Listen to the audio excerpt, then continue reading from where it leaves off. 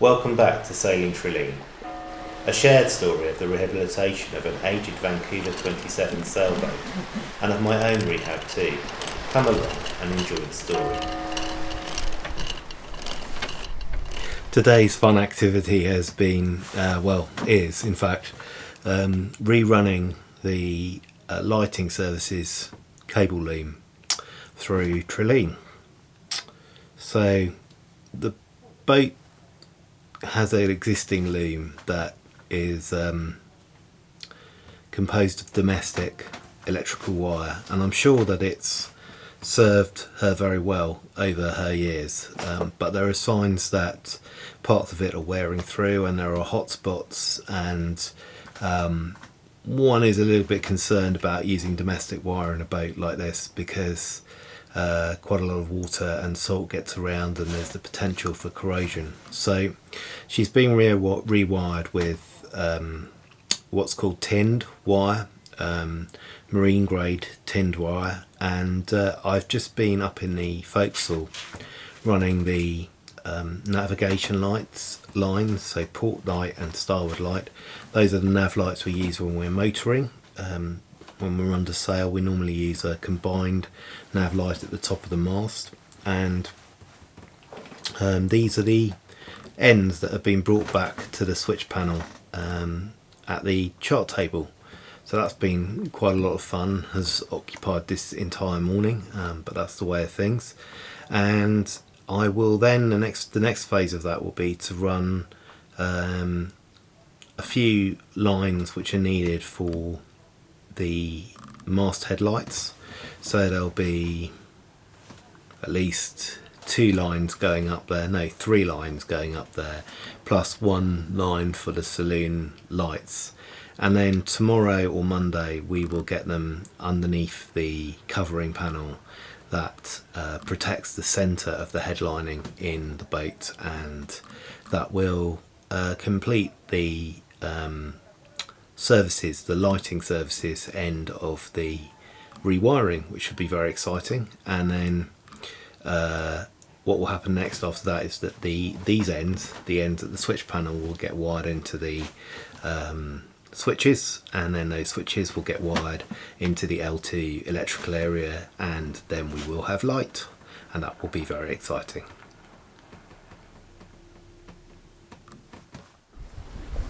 Thank you for watching this video. If you're enjoying it, please do click like or leave a positive comment on YouTube.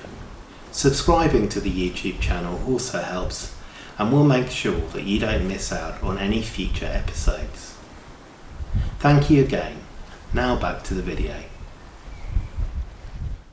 So the discerning among you will have noticed that I am not on Trilleen, nor am I in the boatyard.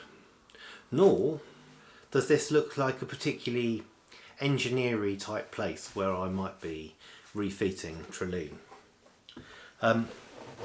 This has occurred because this morning a bad thing occurred.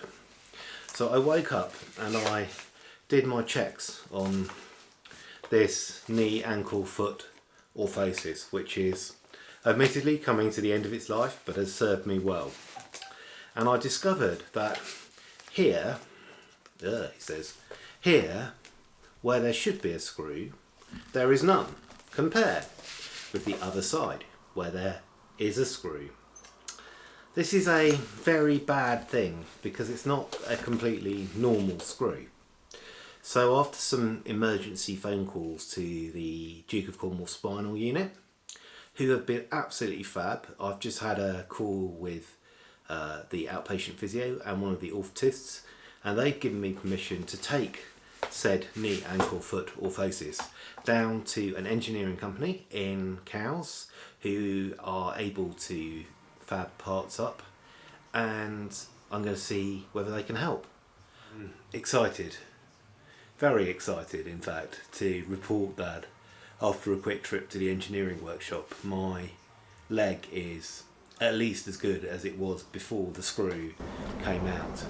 I think there's still something a bit wrong with the springs in the hinges, because the foot's behaving in a bit of a funny way, but it's safe to walk on again, which is really fantastic.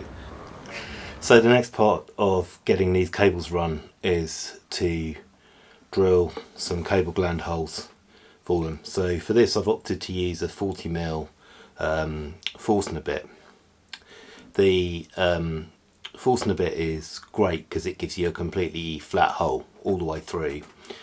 It's normally used for drilling pockets or holes that are blind, but in this case I found that it's drilling me a nice hole through the plywood, and it's sharp and it's exactly the right diameter to take the cable gland so that I can screw it into the ply, which means that we can secure it with a touch of Sikaflex of some sort in a few hours time hopefully, and get that run.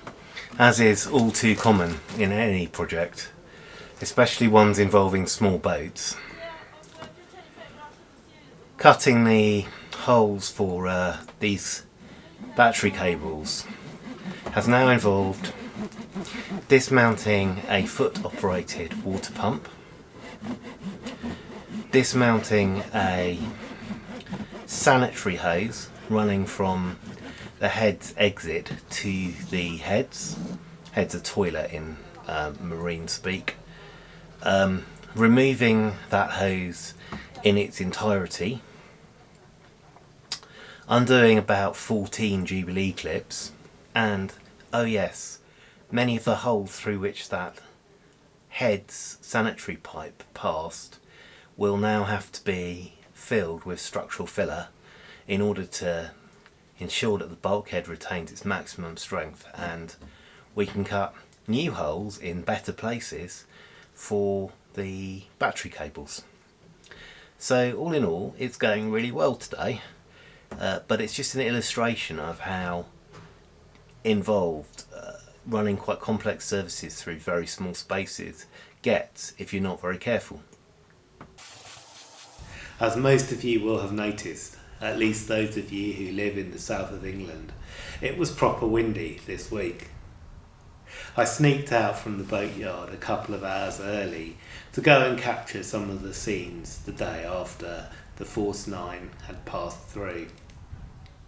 Wind this severe in the Solent at this time of year is quite unusual, but a good number of folk were out enjoying the water, and there was some racing going on.